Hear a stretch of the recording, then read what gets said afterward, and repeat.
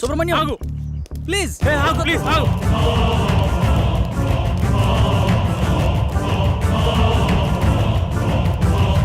సుబ్రహ్మణ్యం ఆగు.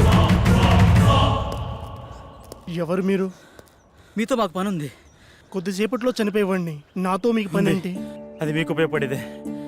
అసలు ఆత్మహత్య ఎందుకు చేసుకోవాలనుకుంటున్నావు? డాక్టర్ నాకు ఇచ్చిన గడువు రేపటితో పూర్తవుతుంది. నా కుటుంబం అనాథ అవుతుంది. నా సంత నా ట్రీట్మెంట్గా ఖర్చు అయింది. అప్పులు మిగిలాయి.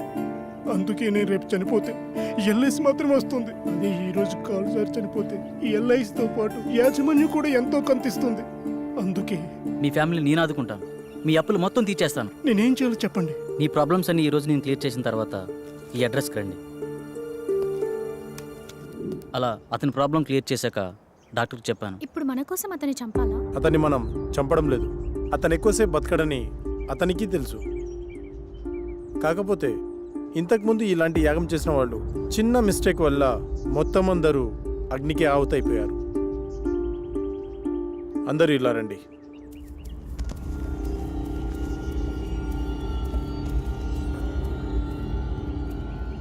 See this.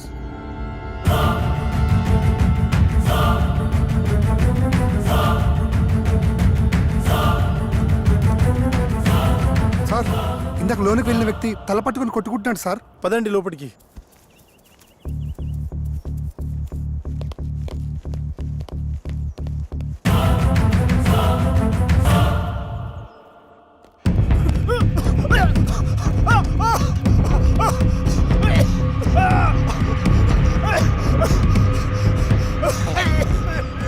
పన్నెండో యాగానికి రెడీ చేయండి.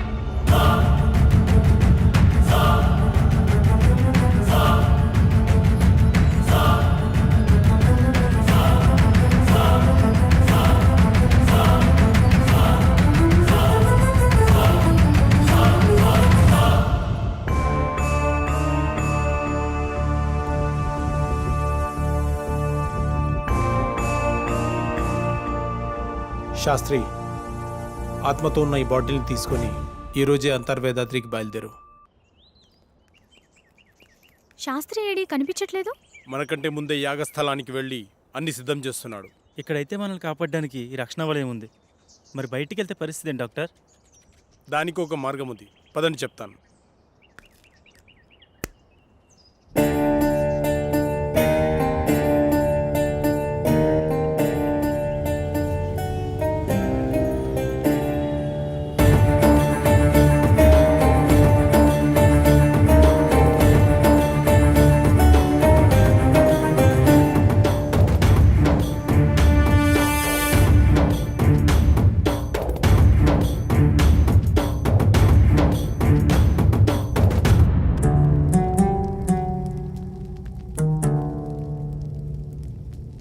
నాకెందుకో భయంగా ఉంది. ఏం భయం లేదు. ఈ స్థలం శక్తి స్వరూపుడైన పరమశివుడి నిలయం. సాధువులు మహర్షులు యాగం చేసే ఈ పుణ్యభూమిలోకి ఆత్మలు ప్రవేశించలేవు. అంతేకాదు ఈ మహాయాగంలో మనకు సహాయం చేయడానికి ఆ కైలాసనాథుని పరమ భక్తుడైన సిద్ధసాధు ఒకరు మనతో ఉన్నారు.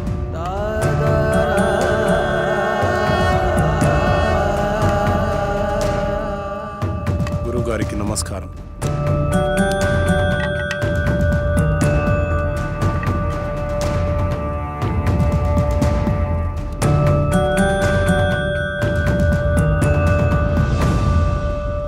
ఇతన్ని ఇంతకుముందు ఎక్కడో చూసినట్టు అనిపిస్తుంది. డాక్టర్ మనకు చూపించిన వీడియోలో యాగం చేసింది అతనే. ఇదే మీ చివరి యాగం, అంతర్గ్రహ యానం. ఏకాగ్రతతో మనసుపైనే దృష్టి ఉంచండి. ఈ యాగంలో ఆత్మ తన శరీరాన్ని విడిచి ఆత్మలు సంచరించే లోకానికి అంటే వెళ్తుంది. వాటికంటూ ప్రత్యేకమైన లోకం ఉంటుందా? ఉంటుంది అనడానికి చిన్న ఉదాహరణ చెబుతాను. ఒక చోట ఒక శవం ఉంది అనుకోండి. పక్కనే ఒక వ్యక్తి గాఢ నిద్రలో ఉన్నాడు. ఆ పక్కనే కోమాలో ఉన్న మరో వ్యక్తి పడి ఉన్నాడు. వాళ్ళ ముగ్గురులో తేడా ఏమిటి?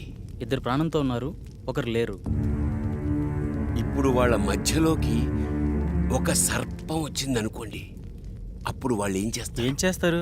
ఏమీ చేయరు. ఎందుకంటే ఆ సర్పం వచ్చిన సంగతి వాళ్ళకి తెలియదు కదా. అంటే శవానికి, గాఢ నిద్రలో ఉన్నవాడికి, కోమాలో ఉన్నవాడికి తేడా లేనట్టేనా? తేడా ఉంది. అదే ఆత్మ. ఆత్మ శరీరంలోంచి పూర్తిగా వెళ్ళిపోతే శరీరం శవమవుతుంది. కొద్దిసేపు మాత్రమే బయటికి పోతే శరీరం నిద్రపోతుంది. కొన్ని నెలలు బయటికి పోతే ఆ శరీరం కోమాలో ఉంటుంది. అలా బయటికి వెళ్ళిన ఆత్మలన్నీ కలిసే ప్రదేశమే ఆత్మలోకం. మీరెప్పుడైనా గమనించారా? మనం నిద్రపోయిన తర్వాత కలలో చనిపోయిన వాళ్ళని కలిసినట్టు, వాళ్లతో మాట్లాడినట్టు అనిపిస్తుంది. ఒక్కోసారి మనకి తెలియని మనుషులను కూడా కలిసినట్టు అనిపిస్తుంది. మెలకు వచ్చాక వాళ్ళ మొహాలు కూడా మనకు గుర్తురావు. మళ్ళీ ఏదో ఒక సందర్భంలో ఒక కొత్త వ్యక్తిని చూసి ఇతన్ని ఇంతకు ముందెప్పుడో చూశామే అనిపిస్తుంది. కానీ నిజానికి మీరతన్నెప్పుడూ బయట ప్రపంచంలో చూసి ఉండరు. మీలాగే అతను నిద్రపోయినప్పుడు ఆత్మ ప్రపంచంలో కలిసి ఉంటారు. అందుకే ఇంతకు ముందెప్పుడో చూశామే అనిపిస్తుంది. కానీ ఇవన్నీ మన ప్రమేయం లేకుండానే జరిగిపోతాయి. అయితే ఇప్పుడు పూర్తి అవగాహనతో ఈ యాగం ద్వారా మీ ఆత్మలను ఆత్మలోకానికి పంపుతున్నాను. ఇది పూర్తయితే మీ అందరి సమస్యలు తీరిపోతాయి. దానివల్ల మా ప్రాబ్లమ్స్ ఎలా క్లియర్ అవుతాయి? మిమ్మల్ని ఏ ఆత్మలైతే బాధిస్తున్నాయో అవి ఖచ్చితంగా అక్కడే ఉంటాయి. మీరక్కడికి వెడతారు గనక మీ సమస్య ఏమిటో మీకు అర్థమవుతుంది. ఒక ముఖ్యమైన విషయం, అక్కడ ప్రపంచం చూసి భయపడకండి. ఒకరి చేతులు ఒకరు వదలొద్దు. ఒకవేళ విడిపోతే తిరిగి రావడం చాలా కష్టం. అక్కడ మీరెవరినైతే కలవాలనుకుంటున్నారో వాళ్ళనే తలుచుకోండి. వాళ్ళే మీకు కనపడతారు. వెళ్ళేంత వరకు అర్థమైంది, మళ్ళీ తిరిగి రావడం? అందుకే అందరు కలిసి ఉండాలన్నది. తిరిగి రావడానికి నన్ను ఫాలో అయితే సరిపోతుంది. దీన్ని శరీరం మొత్తం అప్లై చేసుకోండి. ఎందుకు? అప్పట్లో శరీరాలను కాపాడుకోవడానికి తైలాలను వాడేవారు. కానీ ఈ జనరేషన్ గ్యాప్లో తైలాలు కాస్త కెమికల్ లిక్విడ్స్గా మారిపోయాయి. పదండి, రెడీ అవుతాం.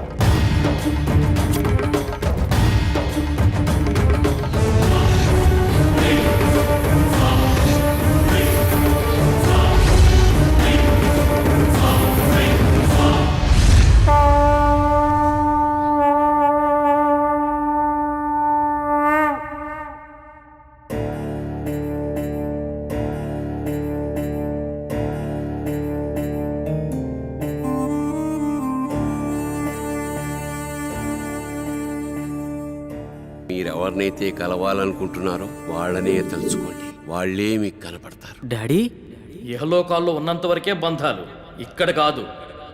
మీరు ఇక్కడికి వచ్చి చాలా పెద్ద తప్పు చేశారు, విధిని ధిక్కరించారు. లేదు డాడీ, మేము కరెక్టే చేసాం. వీడిని నమ్మి ఇంత దూరం వచ్చారా? వీడు చాలా పెద్ద ఫ్రాడ్. అంకుల్ అలా అనకండి. ఆయన మా కోసం చాలా పెద్ద రిస్క్ చేశాడు. ఆయన లేకపోతే మా ప్రాబ్లం సాల్వ్ అవ్వదు. మీకు ప్రాబ్లం క్రియేట్ చేసిందే వాడు. తగలబడుతున్నవి శరీరాలు మాత్రమే. విధివ్రాత ప్రకారం బంధాలతో గడపాల్సిన ఆత్మలు ఇంకా బతికే ఉన్నాయి.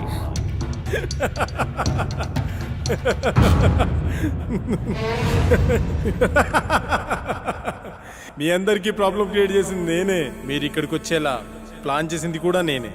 మీకు ఇంకో విషయం చెప్పనా? మీరు ఇక్కడికి ఎలా రావాలో ఒక్కటే చెప్పాను, కానీ తిరిగి వెళ్ళడం మాత్రం చెప్పలేదు. మీరు ఇక్కడే ఉండి రెస్ట్ తీసుకోండి.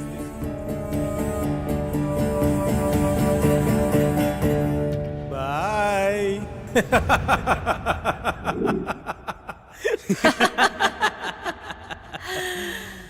One, two, three.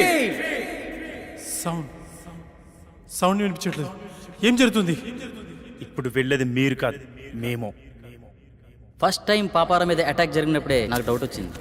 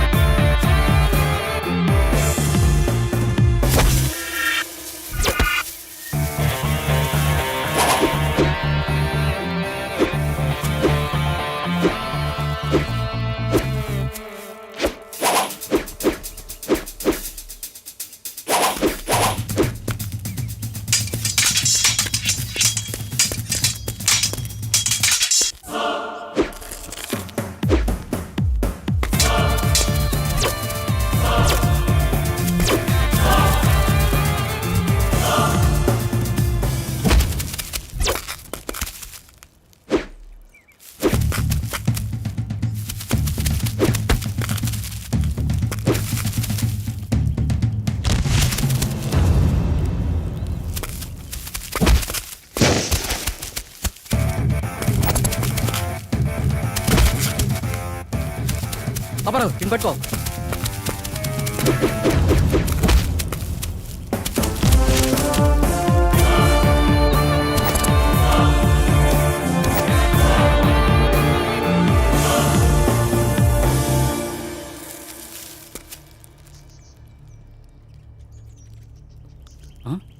వీళ్ళని పంపించింది శాస్త్ర. అసలు శాస్త్రి ఎందుకు నన్ను చంపాలనుకుంటున్నాడు? అదే నేను తెలుసుకోవాలనుకుంటున్నాను. హే, మా ఇంటి వైపు ఎవరు వెళ్తున్నారు.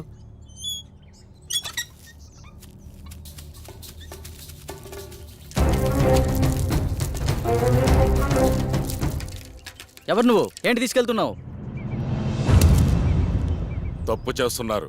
బ్రతకాలని లేదా? బ్రతకడం కోసం చేస్తున్న ప్రయత్నమే ఇది. నువ్వు పూర్తి ఆయుష్కుడు అని ఇందులో రాస్తుంది. మరి దేనికోసం చేస్తున్నావు? అంటే నేను తొందరలో చనిపోతాననడం. శాస్త్రి నిన్ను చంపడానికి ట్రై చేస్తున్నాడంటే ఈ యాగం ద్వారా తను ఏదో ఆశిస్తున్నాడు. అలాంటప్పుడు ఈ యాగాన్ని మధ్యలో ఆపేయొచ్చు కదా. ఆపలేరు. ఆగకూడదు. ఇప్పుడు మీరు యాగం చివరి దశలో ఉన్నారు. ఎవరో ఈ యాగం ద్వారా సృష్టికి విరుద్ధం కలిగిస్తున్నారు. చనిపోయిన వాళ్ళని బ్రతికించాలని చూస్తున్నారు. ఈ యాగాన్ని ప్రారంభించిన మీరే దీన్ని ముగించాలి. వాళ్ళని శిక్షించాలి. మా పూర్తి సహకారం మీకుంటుంది. శాస్త్రిని పట్టుకుని 4 పిక్తే వాడే నిజం చెప్తాడు కదా. లేదు, దీని వెనక ఎవరో ఉన్నారు. ప్రాణం తీయడానికి కూడా తెగించారంటే ప్రాణం పోయినా నిజం చెప్పరు. కాబట్టి నువ్వు బయటికి వెళ్ళి శాస్త్రి గురించి ఎంక్వైరీ చేయి. నేను ఇక్కడ ఉండి ఈ యాగాన్ని ఫినిష్ చేస్తాను. నీకు కావాల్సింది డబ్బేగా, నేనిస్తా. శుభం భూయాత్. అలా పాపారావు బయటికి వెళ్ళి చేసిన ఇన్వెస్టిగేషన్లో నీకు శాస్త్రికి సంబంధం ఉన్న విషయం తెలిసింది. అదే సమయంలో శాస్త్రిని ఉపయోగించి నా కళ్ళను క్రియేట్ చేసావు. సాఫ్ట్వేర్ వాళ్ళకి ఇయర్లీ ఇచ్చే కౌన్సిలింగ్ ద్వారా వాళ్ళకి ప్రాబ్లం క్రియేట్ చేసావు. స్వప్నకి నీ మనిషితోనే ప్రాబ్లం క్రియేట్ చేసావు. కానీ ఇదంతా ఎందుకు చేస్తున్నావో నాకు తెలియలేదు. నువ్వు చూపించిన వీడియోను అబ్జర్వ్ చేస్తే అర్థమైంది. ఆ యాగంలో ఉన్న 5 మందిలో నువ్వు ఒకడవని తెలుసుకున్నాను. ఆ యాగం చేసింది నీ తండ్రే. ఆఖరి నిమిషంలో తెలిసింది మీ నలుగురు మా రూపంలో ఉండే మీ ఫ్యామిలీ మెంబర్స్ అని. మీ ప్లాన్తో మీరొచ్చారు, మా ప్లాన్తో మేమొచ్చాం. ఇంతకుముందు మేము కౌంటింగ్ చేసినప్పుడు బయట ఏం జరిగిందో తెలుసా?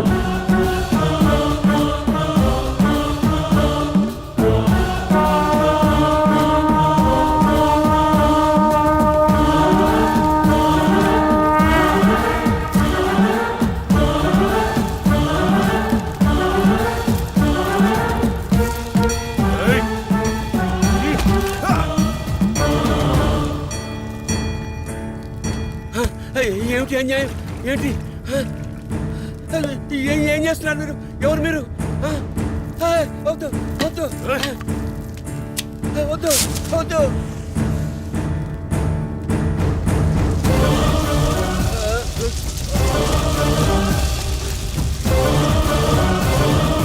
ఇక్కడ వినిపిస్తున్న ఇన్ని సౌండ్స్లో మీ వాడిచ్చే సౌండ్స్ని బట్టి నువ్వు బయటికి వెళ్ళాలనుకున్నావు, మేము వాడిని కొట్టి మాకో సౌండ్ క్రియేట్ చేసుకున్నాం. అయినా నీ కోరిక మేము తీరుస్తున్నాం. అదే నీ ఫ్యామిలీ మెంబర్స్తో కలిసి ఉండడం. మళ్ళీ నువ్వు తిరిగి రావాలనుకున్నా రాలేవు. ఎందుకంటే అక్కడ నీ బాడీ తగలడిపోతుంది. నీ ఫ్యామిలీతో ఇక్కడే హ్యాపీగా పండగ చేసుకో. బాయ్.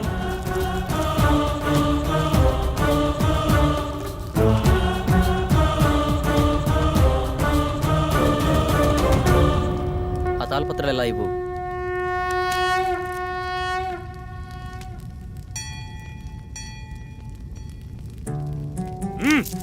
ఎందుకు ఇలా చేస్తున్నావు? మళ్ళీ ఇలాంటి పనులు ఎవరూ చేయకూడదు. ఈ సృష్టికి కొన్ని నియమ నిబంధనలు ఉన్నాయి. వాటిని ధిక్కరించే ప్రయత్నం ఎవరూ చేయకూడదు. అంటే ఈ తాళపత్రాలు కూడా డాక్టర్ క్రియేట్ చేసినవేనా? కాదు, ఇవి మాత్రమే నిజం. ఇవి నీకు మాత్రమే ఇస్తాడని తెలిసి ఆ శాస్త్రి నీతో ఉంచి నీకు కల వచ్చినట్టు సృష్టించాడు. మరి పాపారావు మీద అటాక్ ఎందుకు చేసినట్టు? మనం నలుగురం 5వ వాడిగా డాక్టర్ మనలో ఎంటర్ అవ్వాలనుకున్నాడు. కానీ మధ్యలో పాపారావు ఎంటర్ అవడం వల్ల తన ప్లాన్ వర్కౌట్ అవ్వలేదు. అందుకే తనపై అటాక్ చేపించాడు. ఇలా ఇవ్వండి, ఇక వెళ్ళండి. శుభం భూయాత్.